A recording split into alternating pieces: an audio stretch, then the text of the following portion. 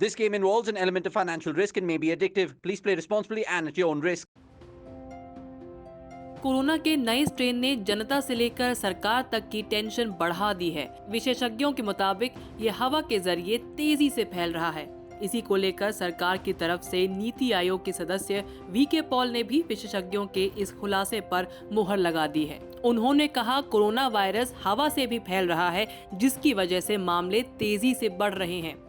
एक सवाल किया गया है कि एयरबोर्न है या ये साइंस की बात है। यस, नया डेटा आ रहा है, आप भी उससे परिचित है कि एयरबोर्न का रोल ज्यादा है, सरफेसेस का कम है। ये डायनेमिक सिचुएशन है सीखने की और ये आगे बढ़ रही है। साथ ही डॉक्टर पॉल ने कोरोना की दूसरी लहर को पहले से ज्यादा तेज बताया है। आपने जो कहा कि क्या ये स्क्यू है यंग पॉपुलेशन की तरफ से, छोटे बच्चों की तरफ से, जैसा आपने डेटा आपके पास शेयर किया है उसमें ये एनालिसिस अब आपके समक्ष नहीं है और इसको देखा जा सकता है। लेकिन एक चीज का ख्याल रखें कि सेकेंड वेव में क्योंकि पॉपुलेशन पूरी तरह से एक्टिव रही है, तो ऐसा जरूर लगता है पहले व्यक्ति थे वो कमरों में थे, घर में थे काफी हद तक और बाहर आए हैं।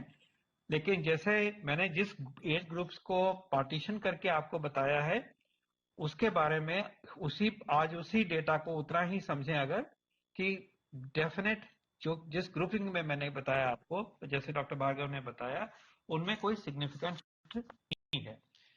दरअसल जाने माने मेडिकल जर्नल द लॉन्सेट की रिपोर्ट में मुख्य तौर पर कहा गया था कि कोरोना वायरस काफी देर तक हवा में भी रहता है और हवा के जरिए फैलता है।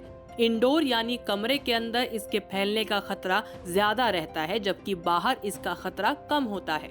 इंग्लैंड, अमेरिका और कनाडा के 6 विशेषज्ञों की तरफ से ये रिपोर्ट तैयार की गई थी। रिपोर्ट में कहा गया था कि वायरस के सुपर स्प्रेडिंग इवेंट तेजी से SARS-CoV-2 वायरस को आगे ले जाता है। वास्तव में ये महामारी के शुरुआती वाहक हो सकते हैं। ऐसे ट्रांसमिशन का बूंदों के बजाय हवा के जरिए होना ज्यादा आसान है। क्वारंटीन होटलों में एक दूसरे से सटे कमरों में रह रहे लोगों के बीच ये ट्रांसमिशन देखा गया है, जबकि ये लोग एक दूसरे के कमरे में नहीं गए। विशेषज्ञों का दावा है कि सभी कोविड-19 मामलों में 33% से 59% तक मामलों में एसिम्प्टोमेटिक या प्रिजेम्प्टोमेटिक ट्रांसमिशन जिम्मेदार हो सकता है, जो खांसने या छींकने वाले नहीं हैं। वायरस का ट्रांसमिशन आउटडोर की तुलना में इंडोर में ज्यादा होता है और इंडोर में अगर वेंटिलेशन हो तो संभावना काफी कम हो जाती है। विशेषज्ञों का कहना है कि SARS-CoV-2 हवा में पाया गया है। लैब में SARS-CoV-2 वायरस कम से कम 3 घंटे तक हवा में संक्रामक हालत में रहा। कोरोना के मरीजों के कमरों और कार में हवा के सैंपल में वायरस मिला।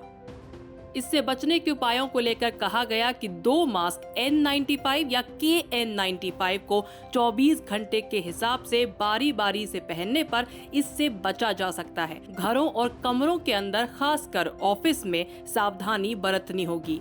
न्यूज़ तक ब्यूरो।